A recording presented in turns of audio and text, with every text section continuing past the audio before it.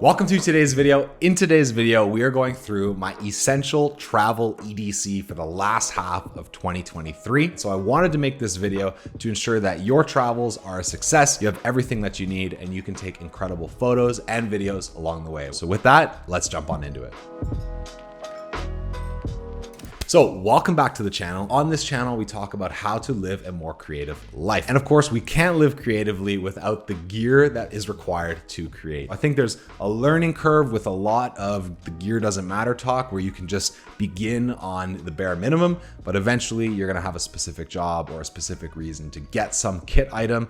And that's what this video is for, to walk you through all of those considerations. So with that, let's kick off the first part of today's video of essentially what's in my camera bag right now when I travel. And sitting beside me is of course none other than my favorite camera of all time. It is the Sony A1. We've got the 16 to 35 millimeter lens on it. Is this a camera though that, you know, the average person should buy and take on their trips? Absolutely not. I think it's definitely overkill for anybody not doing content creation professionally. But if you're curious on even why I considered getting the A1, it came down to a few things. Number one, the Sony A1 has 120 frames per second 4K capabilities, especially with S-Log3 and S-Cinetone. I can get amazing video footage on the fly. Second reason why I bought it is its photographic capabilities. Obviously, with a 51 megapixel sensor, it pretty much meets any photo challenge that I can throw at it with ease. I've had absolutely no complaints about this camera's photographic capabilities. And then it's the third reason, which I'm kind of simplifying here because there are so many other things that we could dig into about the A1. But as far as the photo video hybrid right now, I honestly think it can't be beat. And so for the money considerations, the ease of not having to carry a second body around most of the time, this is my favorite camera. And so attached to it, we have the 16 to 35. I love this lens for so many reasons. I've made a dedicated short about it, so I won't go too in depth. For landscape photography, it is amazing to get that extra wide perspective, that 16 mil. And then for vlogging, when I'm using it on the A74, I have that flip out screen. I can just have it at arm's length, get the shots that I need, put it on a tripod. And to be honest, the quality of these G Master lenses is unbelievable. This lens is a year old now and I've taken it everywhere with me. It's been through hail and snow and ice and rain and it still is just unbelievable. So this is package one. The next thing is what this video is being shot on. And I just made a short about the Sony A74, so we'll put that up on the right of the screen. And what I love about the Sony A74 is simply that it's basically a baby A1. It does everything that the A1 can do, but with a 24 megapixel sensor and the flip out screen added onto it. And it doesn't have that 120 FPS 4K. So those are kind of the biggest differentiators between the A1. Personally though, I think the A74 is a remarkable camera. So all things considered, it's pulling its weight. Now attached to it is the 24 to 70 f2.8. This is my favorite lens pretty much for everything. It is the most versatile lens you're going to be able to buy. That f2.8 gives you exceptional bokeh, and you got that 24 millimeters for landscape photography. You got that 70 millimeters for portrait photography. It is the best lens that you're going to be able to use, but it is average in everything and a specialist in none of it. And that's because you don't get that 85 and that 16 mil on the ends of the spectrum. But the consideration is versus a 24 to 105 is that you don't have that distortion from the extreme distances in focal disparity like the Canon lenses do. So that was just my only consideration there on why I love this lens so much. So those are the two lenses that are going in my camera bag. I have a third lens though, and this is a little bit of a useless buy for some people, but I still see value in it. This is the 70 to 200 f2.8 lens. And this is the third component of the Holy Trinity. And I have taken this lens for only a few trips. Do I recommend that somebody, if you're traveling this summer, buys a 70 to 200? Probably not. I think it's a little overkill. If you're only traveling with one lens this summer, 24 to 70 millimeter is the way to go. But this thing has pulled its weight when I needed it to. So I just wanted to mention that. I don't think anybody should buy this lens, but it's definitely worth consideration if you love that telephoto look or you know you're gonna need it. All right, so now we got the camera gear out of the way. You know what I'm taking on my trips. So now let's talk about what camera accessories can help level up your camera gear. This filter is the most essential filter that a content creator can buy. Now, I was sure I didn't need a polarizer for probably the longest time, but a polarizer, in my opinion, is actually very underrated for a few reasons. First one is if you go to a camera shop, they're probably gonna toss in a UV filter for free, protect the glass, they'll say. And at the end of the day, the polarizer can do the same thing. Pretty much never taking this polarizer off of the front of my lens when I'm out shooting anymore, mostly because no matter what, it's gonna make your photos better, even if it's just a marginal difference. And so what is the difference when you put a polarizer on your lens? Number one is that it actually deepens colors and skies in your photos. So if you're shooting a landscape photo and you put a polarizer on,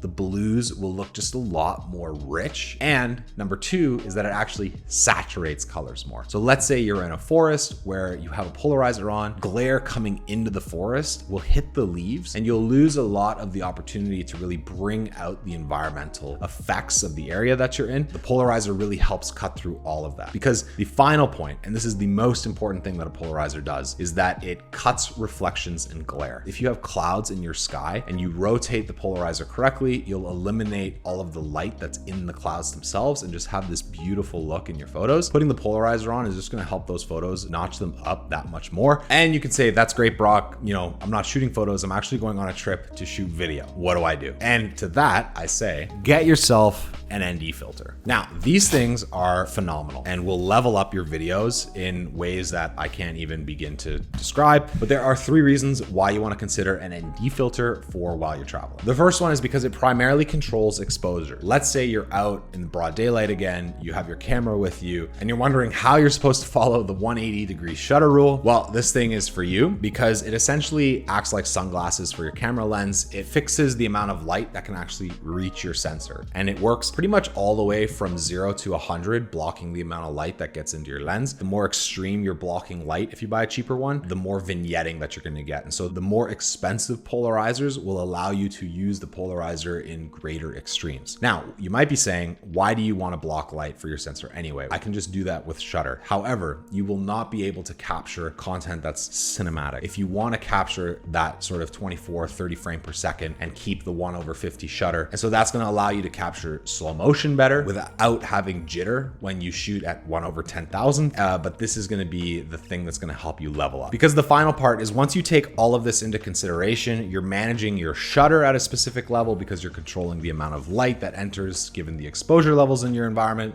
You can then start playing around with your aperture, and then you can dial in the ND filter to meter the amount of light that enters so that you can still shoot at f2.8, get that high depth of field, and you're not now controlling light with both your shutter and your aperture. I know it can be confusing. We can do a separate video about how these actually work. I'll link a few in the description below because it has been made before. Get an ND filter, especially if you're just wanting to get that nice crisp look with your video footage. It'll do you wonders, because that'll take us to the next part of today's video. Is let's assume you might not be the most prolific content creator. You don't have a camera. Maybe you do have a camera, but you're still taking most of your stuff on a phone. Then let's talk about that quickly. I'll say the iPhone is quite remarkable, but obviously Marques Brownlee had a video where he ranked the phones definitively. The iPhone fell pretty short down the list as far as video and photo capabilities in a broad range of environments. I'd say in perfect conditions, it definitely excels, but what can it do when the conditions aren't ideal? And that's why content creators will find a way to get a different phone for that reason. And recently I had the opportunity to actually get an Oppo, and ever since then I've actually seen what the difference of like a dedicated camera on a phone can do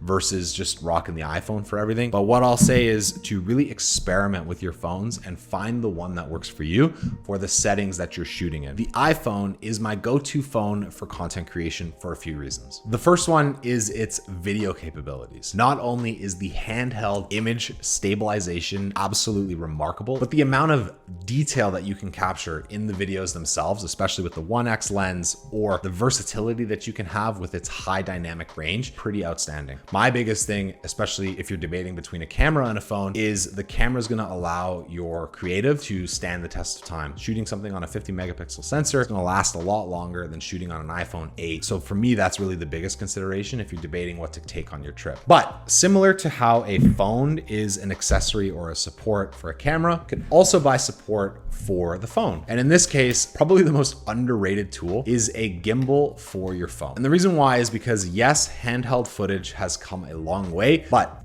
There's no such thing as not having stable enough footage. And so when you have a gimbal, which my go-to is the DJI Osmo 6, you're pretty much not gonna run into any issues with shaky footage. Now, I like to use the Osmo for a few different reasons. Number one is its compactability and portability. It literally folds right up, and all you gotta do is just put it in here, take the bottom handle off, and then put it back in that bag, and you are on your way. So it's very easy to bring with you. And for the benefits that it provides to your video, it's 100% worth the buy. Now, it also comes with 3-axis image stabilization, which when you put your phone onto the gimbal itself, you're really not gonna notice that it shakes. Very easy to use. But the really cool part is that you can actually hook it up with the DJI Mimo app. So when you're on your travels and you wanna shoot a time lapse on your phone or a hyperlapse, the app actually does it for you. So you just need to go into the app, select hyperlapse. The app is gonna calculate everything for you. So there's a ton of benefits that come with the gimbal besides just the gimbal itself. This is gonna be an underrated upgrade, if I'm being honest. Because the next thing we need to talk about are the DJI mics. Now, we talked a little bit about mics on this channel already, but the DJI mics are my favorite mics to travel with because they work both for a camera and for iPhone. And what's also really cool about why going DJI with both the gimbal and the mics is because the mics themselves hook up to the phone while the phone's in the gimbal and it stays stabilized. Other mics won't do that. The gimbal will fall off axis. Super compact as well. They come in a bag and you just slip them in the bag and you're pretty much off to the races with getting high quality audio. We've shot the podcasts with this. I've shot a few reels with this recently. I really have no complaints when it comes to these mics, and battery life is exceptional. They have about 15 hours on the mics themselves.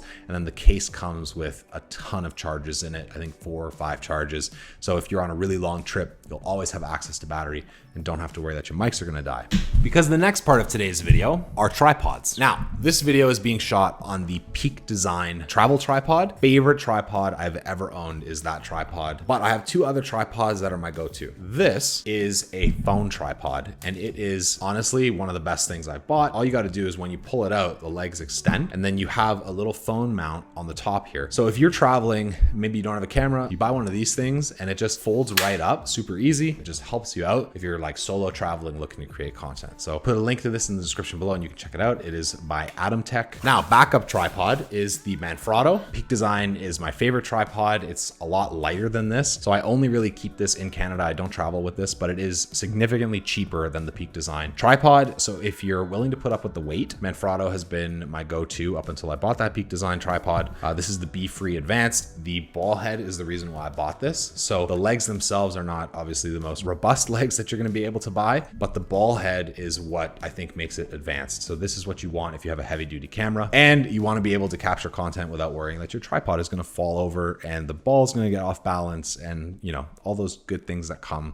with tripods in horrible weather conditions. And as far as accessories go, after the tripods, we get into the more carry-on travel items. And this is the last item that I want to mention before wrapping today's video up. And they are the Beats Fit Pro. These are my favorite headphones that I've been able to use. Super compact for when you travel. They just slot right into your bag. So if you're looking for travel headphones with noise cancellation capabilities, these are my reco, and they dual for fitness. So if you're in the gym, they're not going to let you down. And that'll wrap up really the key pieces of gear that I like to take when I'm traveling. It really comes down to a minimal camera bag. And so it's all about making the most of what you have. As far as backpack recommendations go, by the way, I'll put some links in the description below. I want to do a separate review about that. Take the backpacks into the field and really show you how they're used. I use the Peter McKinnon Nomadic backpack. It's phenomenal if you're looking for one, but I also love the Peak Design stuff too. I'm very impartial about my backpacks. So with that, I hope this gave you consideration into what gear you need to keep things light, capture the content that you're after, and make the most of your travels. So if you have any gear related questions, put them down below. Happy to answer. And with that, I will see you all in the next one. Thanks for watching.